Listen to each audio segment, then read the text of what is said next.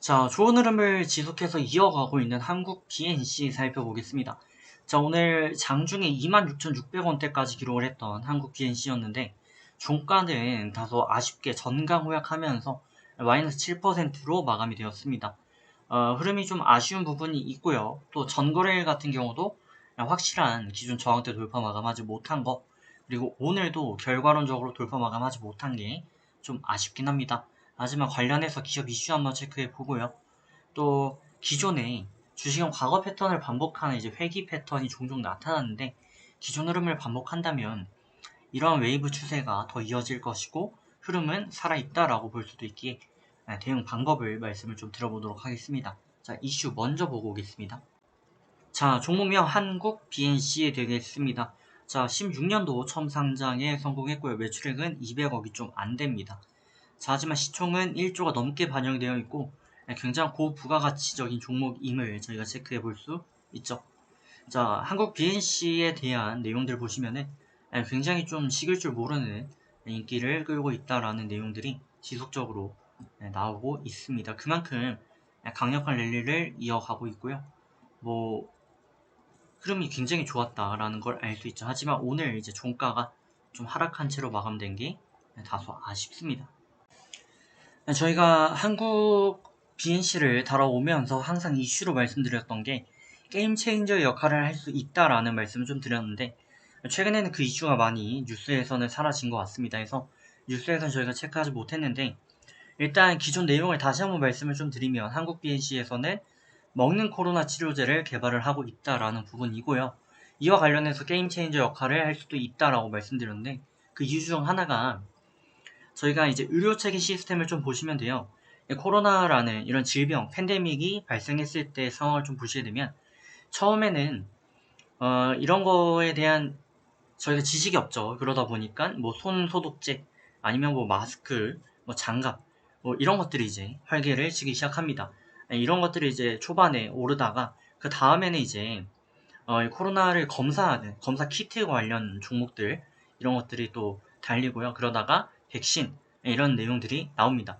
근데 여기서 이제 어느 정도 좀 획기적인 저번에 저희가 보시면은 신종플루 때는 타미플루라는 치료제가 형성이 되면서 바로 끝나버렸습니다. 하지만 이때는 지금은 그게 없는 상황이죠. 백신도 무력화를 시키고 있는 만큼 결과론적으로 이제 치료제가 굉장히 중요한데 이 치료제로 또 파고 들어가면요 문제가 있습니다. 저희가 백신을 예를 들어 본다면 백신의 가장 큰 단점은 일단 백신을 생산하는 거, 이 생산을 아무 데서나 할 수가 없다라는 거고요. 원천 기술을 또 내주려고 하지도 않고 그리고 이거를 만들고 나서 이제 운송하는 운송 절차, 가격 그런 것들이 있습니다. 그리고 이거를 이제 의료진한테 전달을 했습니다. 전달을 해도 맞출 수 있는 접종을 할 줄 아는 간호사가 있어야 되는데 이게 한국을 제외한 어, 이제 몇몇 선진국들을 제외한다면 이게 굉장히 힘듭니다. 네, 그런 것들을 감안했을 때 지금 뭐 시노팜, 시노백이 굉장히 효과가 없다라는 얘기가 있는데 그것도 맞지만 반대로 얘기하면 의료 인력이 제대로 된 접종을 하지 못한다라고도 볼 수 있거든요. 그런 부분에서 백신의 불편함이 이만저만이 아니다.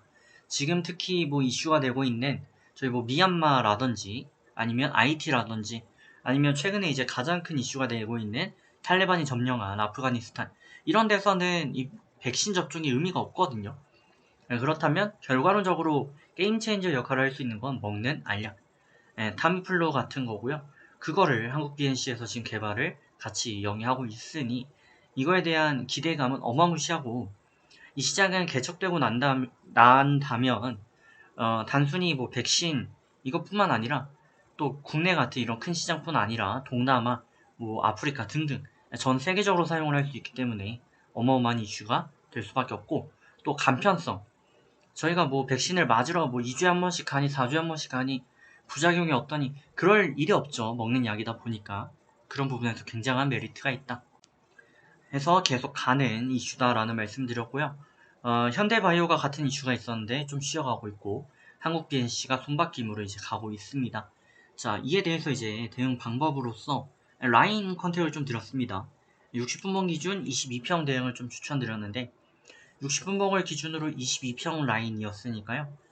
아마도 이때 이탈이 되었겠네요. 22,000대 처음 이탈이 되었었습니다. 그래서 단기 매도가는 이미 도달이 되었었다라고 봐야 될 것 같고, 그리고 나서 이제 시간이 흐르고 현재 이렇게 밀려있는 모습인데, 그럼 현재는 다시 또 접근이나 추매 가능하냐? 저는 뭐 어느 정도 가능하다라는 말씀드리고요. 다만 이제 대응법을 좀 달리 가셔야 되는데, 추세가 좀 더 늘어졌기 때문에 일본 기준 22평 대응에 우선해 주시는 게 좋겠다라는 말씀드리고, 22평 라인 부근까지 주가 접근한다면 오히려 매수 찬스로 기회를 활용해 보시고요. 라인 유지하면 계속 홀딩, 이탈 마감 시에만 매도 노려주시면 되겠습니다. 자, 그럼 좋은 결과 만들어 가시길 바라겠고, 저는 또 다음에 뵙도록 하겠습니다.